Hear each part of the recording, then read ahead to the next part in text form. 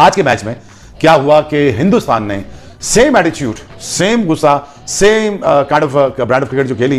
बंदा लाने की तुम लोगों को जरूरत क्या थी? पाकिस्तान के सामने तो उसको बिठा देना। ये ऐसा लग रहा है भाई 15 फरवरी विश्व के number 1 T20 batter in the world Abhishek Sharma, और कूट रहा है अभिषेक शर्मा न्यूजीलैंड को। सोचिए 2 विकेट गिरी थी, लेकिन इस आदमी ने बोला कोई बात नहीं, Sanju Samson out, Ishan Kishan out, no problem, I am here. पकड़ के बजा दिया पान के टको, इंडिया को रोकना बहुत ज्यादा मुश्किल हो गया। इंडिया ने घंटा बजा दिया।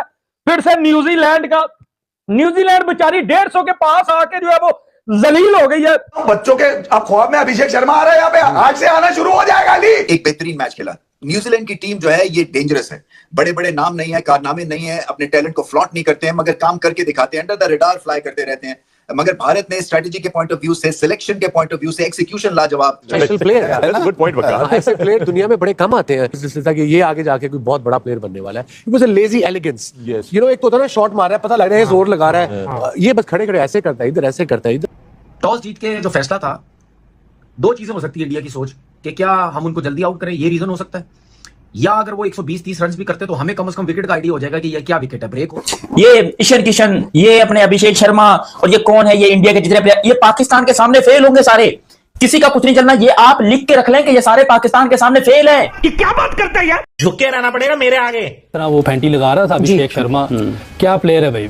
नो डाउट, तो मेरा ख्याल है कि जब से T20 देख रहा हूँ ऐसी फैंटी किसी को लगाते हुए पहली दफे देखा। सर्किल में सबको मार मूर के साइड पे करके प्रेशर डाल के चला जाता है ना वो, तो उसके बाद जो अब आप वो देखो कि 6 ओवर के बाद भी जब वो खेल रहा होता है उसमें भी छक्के मार रहा होता है, ठीक है। तो वो ये जो इम्पैक्ट डालता है ना, ये हर मैच में कर रही है। ख्याल से बुमराह तो एग्जांपल सेट करता है, जब भी आता है एक स्टार्ट देता, आउट करके देता, वर्ल्ड क्लास बॉलर है। Having Bumrah in your team, I think ये इतनी बड़ी लग्जरी है कि जो बाकी किसी टीम के पास नहीं थी। और एक मौके पे किसी एक जगह पे भी ऐसा नहीं हुआ कि जब कैप्टन ने उनसे कोई डिमांड की हो और वो फुलफिल नहीं की हो। तो कहीं पे भी इंडिया को जब उनकी पड़ती है जरूरत, तो वो एकदम से ना पूरी गेम का जो पासा है ना वो पलट देते हैं। आई डोंट नो कि ये कंपेयर करना चाहिए कि नहीं करना चाहिए, लेकिन फिर भी टीम पाकिस्तान का कोई ऐसा बॉलर क्यों नहीं आज तक हम डेवलप कर पाए रिसेंट टाइम्स में, जो मैच को अलग बिल्कुल ना पासा पलट दे। न्यूजीलैंड ने कहीं गलत नहीं किया, न्यूजीलैंड सिर्फ एक जगह पर झोल खा गया, मैच उनके हाथ से निकल गया, और वो झोल ये था कि वो मिडिल ओवर्स में उस तरीके से रन्स की बम्बारमेंट नहीं कर सके जिस तरीके की उन्हें करनी चाहिए थी। बुमराह बॉल हाथ में उठाते हैं और उसके बाद फिर मैच का जो मंजर है, उसका जो नक्शा है, बिल्कुल तब्दील करके रख देते हैं।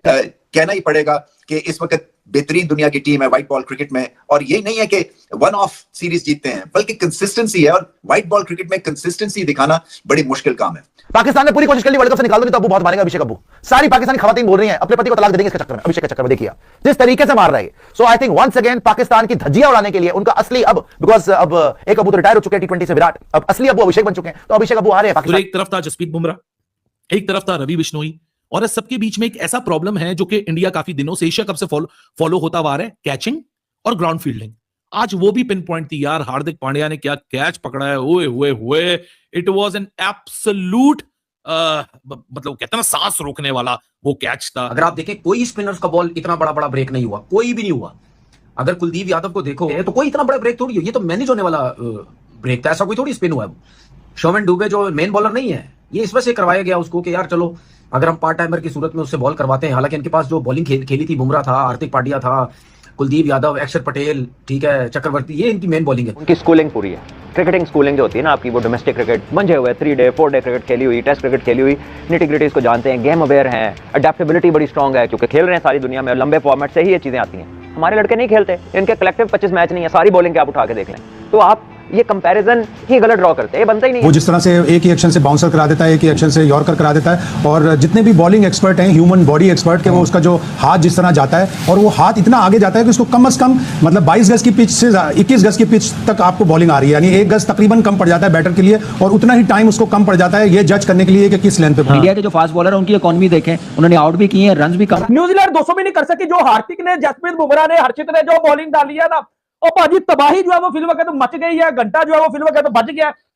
ये 10 ओवरों में तो ये मतलब पहले मैच में भी इस तरह था, उनके तकरीबन 50 पे 2 कुछ इस तरह थे, लेकिन जिस तरह अभिषेक शर्मा ने बैटिंग की और जिस तरह उन्होंने आई थिंक 35 बॉलों पे 84 रन का स्कोर किया, तो लाइक वो बहुत अच्छा खेला। उसमें अगर कोई टॉप ऑर्डर में कोई नहीं खेल रहा, तो उसके बाद पहले मैच में रिंकू सिंह ने 50 मारी, तो वो उनके प्लेयर्स हैं जो एक नहीं चलता तो दूसरा बैकअप के लिए करते हैं। पाकिस्तान में प्रॉब्लम ये है कि पाकिस्तान में अगर कोई ओपनिंग पे आ जाते हैं, वो नहीं खेल पाता, तो उसके बाद फिर अगर ओपनिंग में फरहान 50 कर भी देते तो मिडिल ऑर्डर तब भी नहीं चलता। डिवॉन कॉनवे, और अब तो ऐसा लग रहा है डिवॉन कॉनवे बन चुका है, मतलब हर्षित राणा का 5 दफा इस पूरे होम सीरीज में आउट कर चुका है, 3 ओडीआईज और ये सब कुछ मिला के 5 दफा। जब हर्षद राणा आ रहा है, बोल रहा है तुम इधर आ जाओ, मैं तुम्हें नहीं छोड़ूंगा डेवॉन कॉनवे, तुम सीएसके की तरफ से जितने भी रन मारो मैं तुम्हारा क्रिप्टोनाइट हूं। But phenomenal bowling, excellent fielding, great body language, team की जो मैनेजमेंट की या जो डिसीजंस हैं वो भी एक्सीलेंट। सिर्फ बॉलिंग की बात करें, Bumrah has been outclass, outstanding.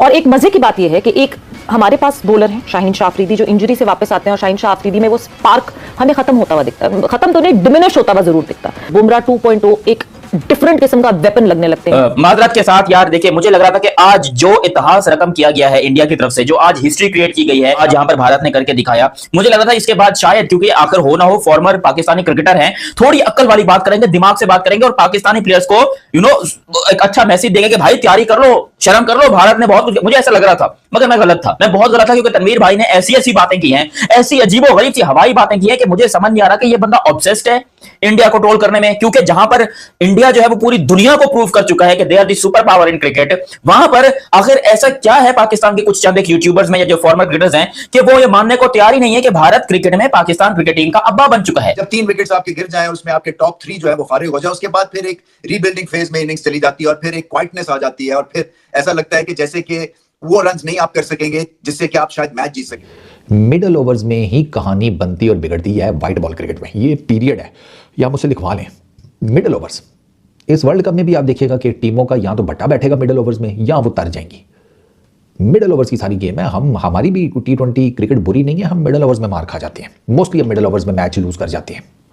अब यहां पर देख लें, विकेटें भी गिर गई हैं, सब कुछ है, लेकिन नहीं, उन्होंने एक ऑन स्लॉट रखी। Brilliant and positive cricket bye team India. आप 3 मैच खेल रहे हो, तीसरा खेल रहे हो, 5 मैच की सीरीज है, वर्ल्ड कप सर पे खड़ा हुआ है, 13-14 दिन रह चुके हैं, 10-12 दिन रह चुके हैं, और अब वो वक्त आ चुका होता है कि जब आप अपनी अपनी जो गरारियां ढीली हुई होती हैं उसको फिक्स कर रहे होते हो। इस सब के बीच में बहुत सारे लोग कहते हैं इतनी क्यों रोटेशन कर रहे हो, ये क्यों कर रहे हो। Brilliant positive cricket. ठीक हो गया यार, इंडिया इज अनस्टॉपेबल। आप बॉलिंग चेक करें पाजी, बॉलिंग चेक करें ना, मुझे बताएं ना कहां आपको कमी नजर आई है। आप जो है वो बॉलिंग चेक करें, हार्दिक पांड्या साहब आ रहे हैं, हार्दिक पांड्या साहब ठोक रहे हैं, जसप्रीत बुमराह आ रहा है, डंडों के ऊपर जो है वो गेंदे लगा रहा है। ठीक हो गया, और भाई जसप्रीत बुमराह डंडों के ऊपर गेंदे लगा रहा है, बिश्नोई साहब, कुलदीप यादव, हर्षित राणा, और कौन रोकेगा बहन के टगो, इनको कौन रोकेगा। नमस्कार दोस्तों, आप लोगों ने वीडियो में देखा होगा पाकिस्तान मीडिया किस तरीके से तिलमिलाई नज़र आ रही है। न्यूजीलैंड के खिलाफ तीसरे T20 मैच में गुवाहाटी में खेला जा रहा मैच में भारत ने न्यूजीलैंड को किस तरीके से रौंदा है। अभिषेक शर्मा की बैटिंग और सूर्य कुमार यादव की बैटिंग देख के पाकिस्तानी मीडिया तिलमिलाई जा रही है कि इन लोगों को कौन रोकेगा, किस तरीके से खेल रहे हैं। ये तो बहुत टॉप क्लास की हाईएस्ट क्रिकेट खेल रहे हैं। न्यूजीलैंड को 5 मैचों की T20 श्रृंखला में इंडिया ने 3 मैच जीत लिए हैं। पाकिस्तान मीडिया का ये हाल है, देख के हैरान और परेशान है वे लोग कि भारतीय क्रिकेट किस बुलंदी पर पहुंचा जा रहा है। दोस्तों वीडियो आपने देखा, कैसा लगा?